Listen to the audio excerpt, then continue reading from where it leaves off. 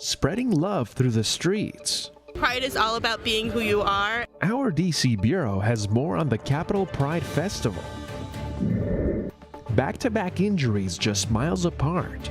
You don't want that to happen to anyone. Alerting people on the water. And a miracle during their travels. What do you see? Are you pinned? Are you able to move? An unexpected rescue to save a relative during a hike. These stories and more coming up on Newsbreak. Hello, South Florida. I'm Anthony Cruz. I'm Valentina Gaspari. Today is Monday, June 10th, 2024. Live from the Lee Kaplan School of Journalism and Media in North Miami, this is Kaplan News.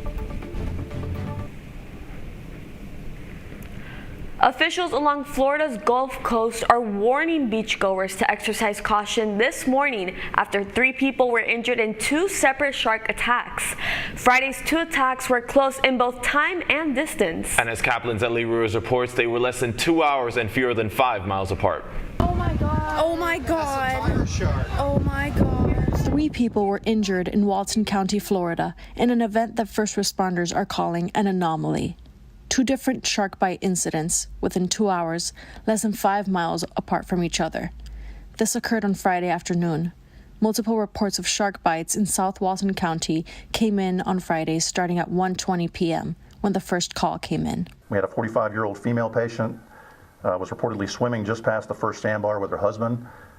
She received significant trauma to the midsection and pelvic area, as well as amputation of her left lower arm. And we just started hearing like a bunch of emergency vehicles coming right past us, and me and my friend, we were running behind them. And we got to the scene, and it was blood.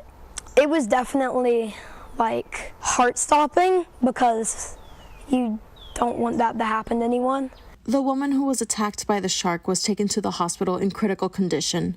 Then, less than 2 hours later, 4 miles away in Seacrest Beach, first responders got another call. There were 2 victims in this incident. Both victims were female between the ages of 15 to 17 years of age. I'm told they were both with a group of friends just inside the first sandbar, so very similar locations as far as proximity to the shoreline and about waist-deep water. Victim 1 received significant injuries to one upper and one lower extremity. That victim was life-flighted to the hospital in critical condition. The other teen, also taken to the hospital, reportedly in stable condition with flesh wounds to her foot. For Kaplan News, this is Ellie Ruiz. Crucial clues to the murder of a Homestead woman. As Kaplan's Julian Davis reports, they were revealed late last week in a Central Florida courtroom. It was a brazen daylight kidnapping that seemed to be all tied up, but Thursday, prosecutors dropped a bombshell in court when they revealed 4 people were behind the kidnapping and killing of Catherine Aguas Vivas back in April.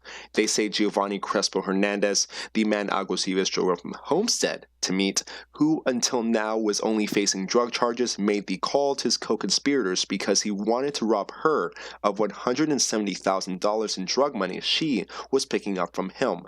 Images then showing the alleged kidnappers Jordanis Torres Garcia and Kevin Ocasio Justiniano buying lighter fluid at a gas station as they went to intercept their victim. Another picture showing the convoy of cars driving down the 417 to a construction site where Aguas Vivas would be doused in the fluid, shot, and her and the car set on fire.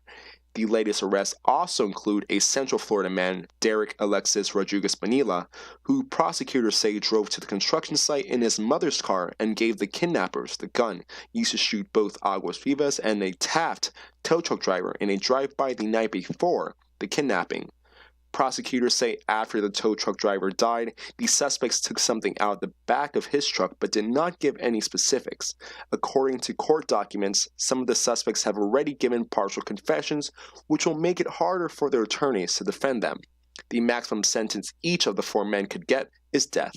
For Kaplan News, I'm Julian Davis. Israel's centralist leader Benny Gantz is out of Prime Minister Benjamin Netanyahu's emergency government as of this morning. Gantz resigned over Netanyahu's unwillingness to meet an ultimatum to present a clear day-after strategy for Gaza by June 8th. The news comes just one day after a military exercise that freed 4 Israeli hostages and killed more than 100 Palestinians. No word yet on how many of them were Hamas fighters. As Pride Month kicks off, celebrations are happening across the country. Kaplan News DC reporter Laura Palfrey shows us why Washington, D.C. is one of the top places to celebrate Pride. I'm here at the Capitol Pride Parade and Block Party, where the streets are filled with color, music, and celebration. From the parade's diversity to the Block Party's festivities, it's a day full of unity and love. During Pride Month in June, thousands gather for the historic Capitol Pride Parade, a tradition that has thrived for 49 years. Celebrating LGBTQ+ history and the community's evolution in Washington, D.C., this event offers one of the largest Pride parades ever held in the country. Pride is all about being who you are, and so this should be a place where you don't have to worry about anything and you can just come have a good time, come who you are, celebrate you and your peers, everyone here, without any hesitation. After the parade, the celebrations spill over to a block party in the historic DuPont Circle neighborhood. Among local vendors and dancing, what truly shines is the genuine connection everyone says they feel. I think that it helps really build a sense of community across queer people and allies, and I think that it goes a long way to showing solidarity.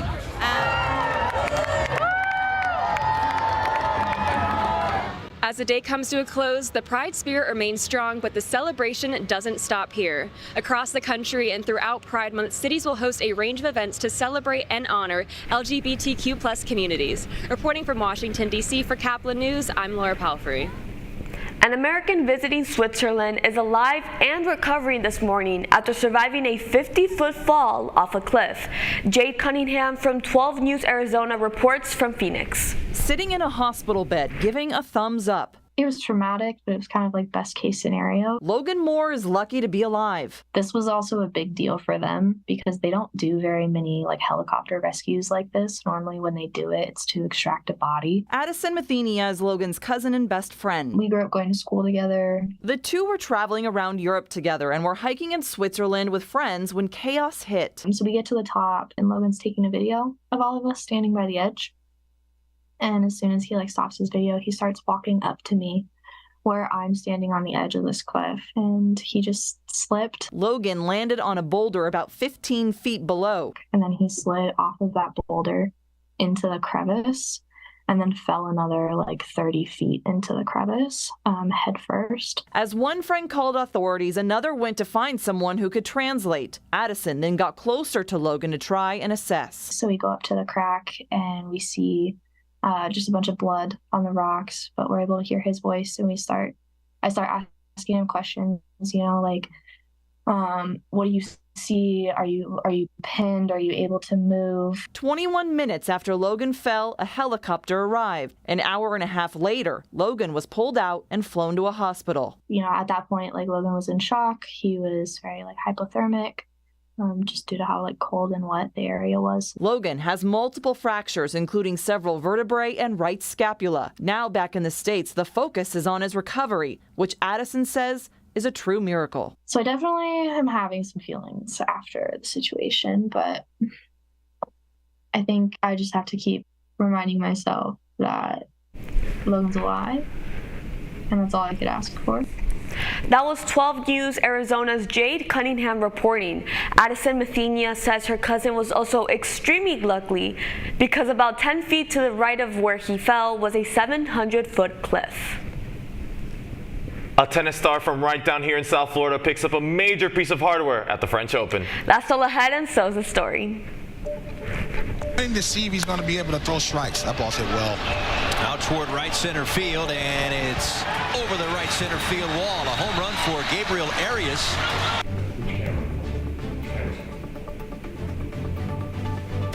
The Marlins take on one of the best teams in the American League in an interleague showdown. Don't go anywhere. Newsbreak will be back in 2 minutes. Last week, Brandon met a girl on a dating app. One day after work, he finally found the courage to ask her out. No answer. He started to panic. Was he being too pushy? Maybe it was too... Hey, sorry I didn't respond. I was driving. I would love to go on a date. How does tonight sound? Brandon tried to play it cool, but inside he knew. A girl so smart, so responsible. She must be a keeper.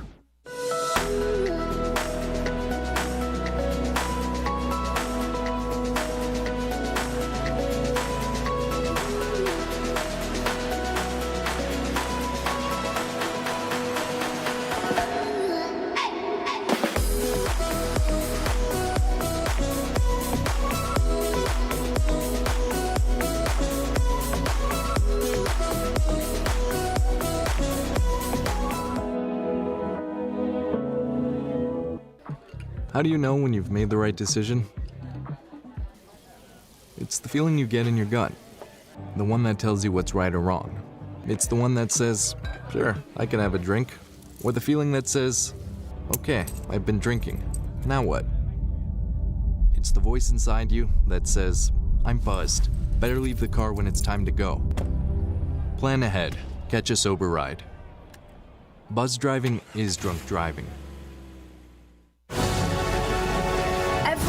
Every day, millions of people are connecting. And even though we're overcoming obstacles, watching each other's backs, and banding together, we should still make an effort. We should still make an effort to get to know each other on a deeper level. Father, cosplayer, mentor, actor. It's time we take a step forward. It's time we take a step forward. Come together and discover how accepting our differences can make us stronger.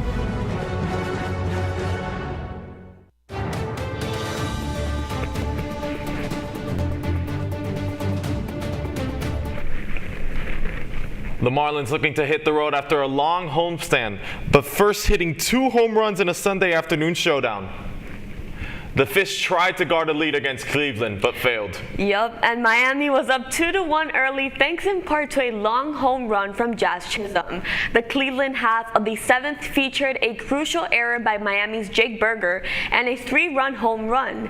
Burger would hit a homer off his own in the bottom of the 9th, but unfortunately it wasn't enough. The final score for this game, Guardians 6, Marlins 3. The Fish face the Mets tomorrow. And a local star wins the championship title and makes history at the French Open. As Florida native Coco Gauff won her first major doubles title with Katarina Siniakova yesterday. This means that Coco has now won a championship in both singles and doubles. Also yesterday, at just 21 years old, Carlos Alcaraz beat Alexander Zverev at the men's finals. On Saturday, Iga Swiatek won the women's title. You're watching Newsbreak, and we're coming right back.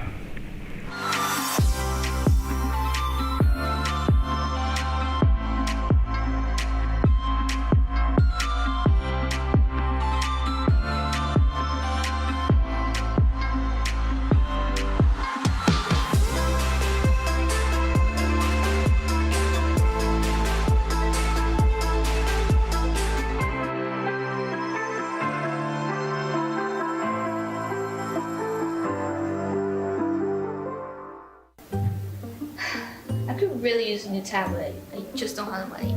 Let me ask you something. Do you have a Pell Grant? Yes? You do know you can get a free tablet, right? Did you say free? Yeah, free. It's simple. And the application is done in the store. I could really use a tablet. Go get one! Another satisfied customer. Stop by PantherTech in the Graham Center at FIU MMC today to speak with one of our associates to get your free tablet. Type 2 diabetes can have a big impact on your life. But how can it be prevented? Well, the first step is knowing if you have something called prediabetes. Take the 1-minute risk test today at doihaveprediabetes.org.